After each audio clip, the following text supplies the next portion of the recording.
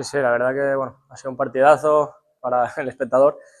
Pero bueno, la verdad que cada uno con su estilo y bueno, nosotros yo creo que hemos generado muchas ocasiones. Pues bueno, a veces no terminan de entrar, pero bueno, contento por el trabajo del equipo, lo hemos dado todo, sabíamos que era un campo muy jodido y bueno, nos hemos podido llevar la victoria.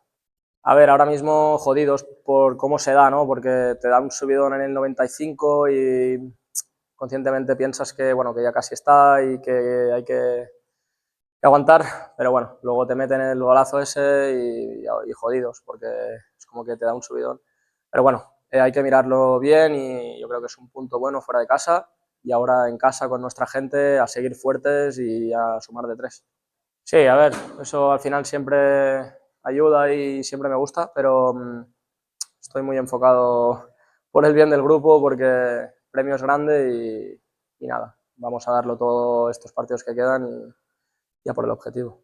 No, bueno, mi perrito hace poco estuvo mal y nada, ya está bien y el otro día pues con Alba, con mi mujer, pues lo hablamos y le he dedicado el gol así, bueno, sin más, le queremos mucho y ya está.